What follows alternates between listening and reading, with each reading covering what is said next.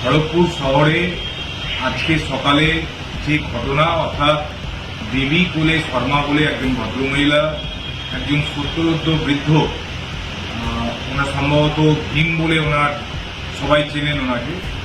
তো যেভাবে প্রকাশ্য রাস্তায় যেভাবে ওনাকে মারধর করা হয়েছে, যেভাবে তারপরে গায়ে কালি লাগিয়ে দেওয়া হয়েছে, জামা প্যান্ট ছিঁড়ে দেওয়া হয়েছে, আমি এই ঘটনার তীব্র প্রতিবাদ জানাচ্ছি এবং দেবী কোলে শর্মার বিরুদ্ধে যাতে দৃষ্টান্তমূলক শাস্তি প্রশাসন স্তরে নেওয়া হয় তারও দাবি জানাচ্ছি। কারণ আমাদের ভারতীয় সমাজ ব্যবস্থা আমাদের যেরকমভাবে মহিলাদেরকে সম্মান করতে শেখায়, আমাদের দল যেভাবে মহিলাদেরকে সম্মান করতে শেখায়, ঠিক একইভাবে যারা বয়োজ্যেষ্ঠ মানুষ আছেন তাদেরকে সম্মান করতে শেখায়।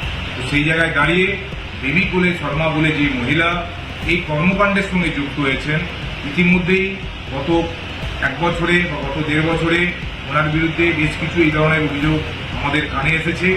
প্রশাসন স্তরে ব্যবস্থা নেওয়া ভীষণভাবে প্রয়োজন আছে। আজকের ঘটনার পরে আমি এই ঘটনার সঙ্গে যারা যারা যুক্ত, দেবী কোলে শর্মার নেতৃত্বে যারা যারা এই ধরনের কর্মকাণ্ডের সঙ্গে যুক্ত, তাদের প্রত্যেকের যাতে দৃষ্টান্তমূলক শাস্তি ব্যবস্থা করা হয় তার আমি দাবি রাখছি এবং দায়িত্ব নিয়ে বলছি, দেবী কোলে শর্মার পাশে আমাদের দল নেই। আমাদের দল মানুষের পাশে আছে।